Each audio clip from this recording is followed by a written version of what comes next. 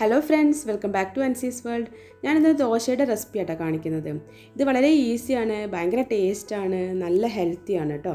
ഇത് നമുക്ക് ഉണ്ടാക്കാൻ അരി അരച്ച് പൊങ്ങാൻ വയ്ക്കൊന്നും വേണ്ട. അരി അരച്ച പാടെ തന്നെ നമുക്ക് ഉണ്ടാക്കാൻ പറ്റുന്നതാണ്. പിന്നെ ഇത് പറഞ്ഞാൽ ഇതിന് കറിയൊന്നും വേണ്ട കേട്ടോ. കറി ഇല്ലാത്ത നല്ല ടേസ്റ്റാണത്. പിന്നെ കുട്ടികൾക്കും അതുപോലെ തന്നെ മുതിർന്നവർക്കും ഒരുപാട് ഇഷ്ടമാവും നല്ലൊരു ദോശയാണ്. അപ്പോൾ എല്ലാ അമ്മമാരും ഇതെന്തായാലും ട്രൈ ചെയ്യണം. പിന്നെ വീഡിയോ ഇഷ്ടപ്പെട്ടെങ്കിൽ ലൈക്ക് ചെയ്യാനും ഷെയർ ചെയ്യാനും സബ്സ്ക്രൈബ് ചെയ്യാനും മറന്നു പോകരുത്. അപ്പോൾ നമുക്ക് റെസിപ്പിയിലോട്ട് പോവാം.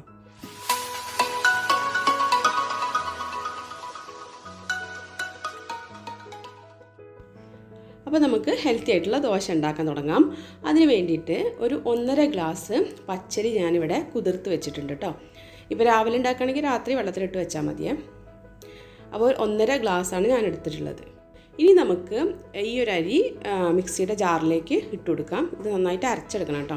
അപ്പോൾ മിക്സിയുടെ ജാറിലേക്ക് ഇട്ട് കൊടുക്കാം.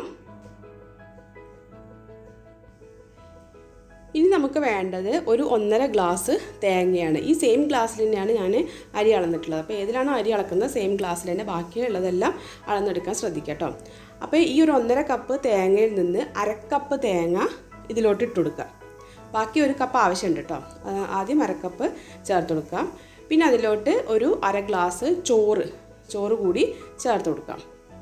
നമ്മൾ ഈ ചോറ് ചേർക്കുന്നത് ദോശ നല്ല സോഫ്റ്റായിട്ട് കിട്ടാനാണ് കേട്ടോ. പിന്നെ നമുക്ക് ചേർക്കേണ്ടത് റാഗിയാണ്. റാഗി നിങ്ങൾക്ക് ഇതുപോലെ മൊത്തത്തിലായിട്ട് ചേർക്കാം, അല്ലെങ്കിൽ റാഗി പൗഡർ ചേർക്കാം കേട്ടോ. അപ്പം ഇത് ഓപ്ഷണലാണ്, പക്ഷേ ഇതിൻ്റെ ഗുണങ്ങൾ നിങ്ങൾക്ക് അറിയാലോ. അപ്പം എന്തായാലും ഈ റാഗി ഉൾപ്പെടുത്താൻ വേണ്ടി ശ്രദ്ധിക്കുക. കുട്ടികൾക്കൊക്കെ വളരെ നല്ലതാണ്.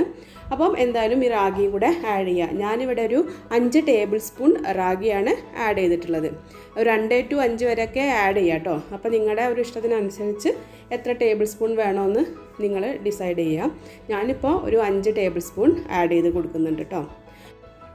ഇനി ഇതിലേക്ക് ആവശ്യമായ വെള്ളം കൂടെ ഒഴിച്ചിട്ട് നന്നായിട്ട് അരച്ചെടുക്കുക. ഞാനിപ്പോൾ 1.5 ഗ്ലാസ് അരിക്ക് 1 ഗ്ലാസ് വെള്ളമാണ് ഞാനിവിടെ എടുത്തിട്ടുള്ളത്. ഇങ്ങനെ മൂടി കിടക്കുന്ന അത്ര വെള്ളം വേണ്ട കേട്ടോ. 1.5 ഗ്ലാസ്സിന് 1 ഗ്ലാസ് വെള്ളം മതി. കാരണം കുറച്ചൊരു തിക്കായിട്ടാണ് ഇത് കിട്ടേണ്ടത്. നമ്മുടെ ഒരു ദോശമാവിൻ്റെ ഒക്കെ ഒരു പരുവത്തിലാണ് ഇത് കിട്ടേണ്ടത് കേട്ടോ. അപ്പോൾ ഞാനിതാ ഇവിടെ നന്നായിട്ട് തന്നെ അരച്ചെടുത്ത് കൊണ്ടുവന്നിട്ടുണ്ട്. ഇനി നമുക്കിതിനൊരു ബൗളിലേക്ക് മാറ്റാം. ഇനി നമുക്ക് ഇതിലേക്ക് കുറച്ച് സാധനങ്ങളൂടെ ആഡ് ചെയ്യാനുണ്ട്. അപ്പോൾ ആദ്യം തന്നെ സവാളയും കറിവേപ്പിലയും അതുപോലെ തന്നെ പച്ചമുളകും ആഡ് ചെയ്യാം.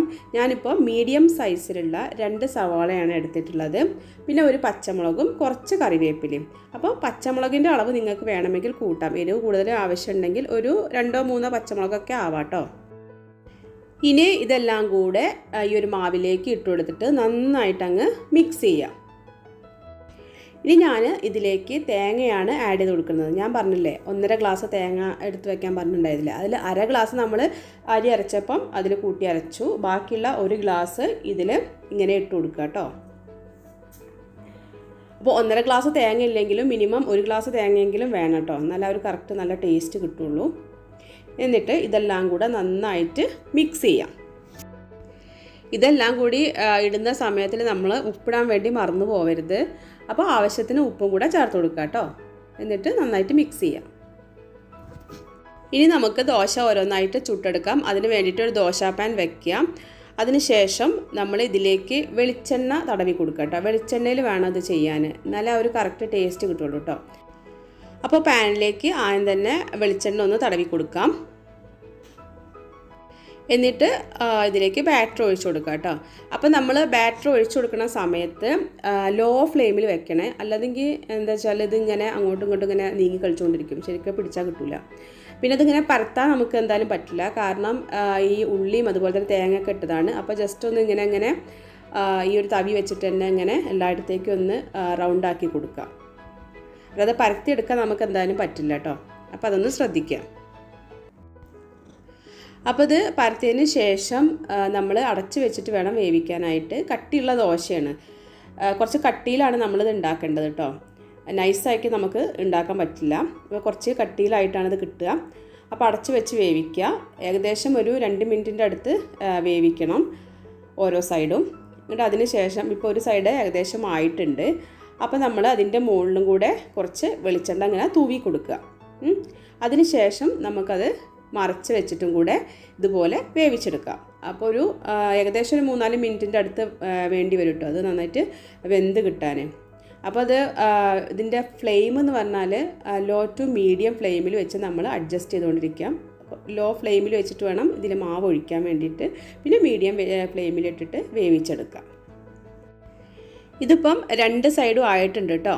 കണ്ടില്ല, എത്രയേ ഉള്ളൂ. വളരെ ഈസി ആയിട്ട് ചെയ്യാൻ പറ്റുന്നതാണിത്. പിന്നെ ഇതിൻ്റെ കളർ ഇങ്ങനെ ആവുന്നതുകൊണ്ട് കുട്ടികൾ കഴിക്കുമോ എന്നുള്ള ടെൻഷനൊന്നും വേണ്ട. എങ്ങനെയെങ്കിലും ഒരു പീസ് കുട്ടികളുടെ വായിലെത്തിയാൽ പിന്നെ അവർ ചോദിച്ച് വാങ്ങി കഴിച്ചോളും. അത്രയ്ക്ക് ഞാൻ ഉറപ്പ് തരികയാണ്. അത്രയ്ക്ക് ടേസ്റ്റാണ്. എല്ലാ കുട്ടികളും 100% ഷുവറായിട്ട് കഴിക്കും. അപ്പോൾ എല്ലാ അമ്മമാരും ഇതൊന്ന് ഉണ്ടാക്കി കൊടുത്താൽ മാത്രം മതി. പിന്നെ നമുക്ക് ഈ ഒരു ദോശയാണ് ഉണ്ടാക്കുന്നതെങ്കിൽ ഇതിൻ്റെ കറിയുടെ ഒന്നും ആവശ്യമില്ല. കുറച്ച് തൈര് ഉണ്ടെങ്കിൽ അതിൽ മുക്കി കഴിച്ചാൽ മതി കേട്ടോ. കൂടുതൽ കറിയൊന്നും ഒഴിച്ചിട്ട് ഈ ഒരു ദോശയുടെ ടേസ്റ്റ് കളയാൻ നിൽക്കണ്ട. അപ്പോൾ എല്ലാവരും ഇതൊന്ന് ട്രൈ ചെയ്തിട്ട് അഭിപ്രായങ്ങളൊക്കെ ഒന്ന് പറയാം കേട്ടോ.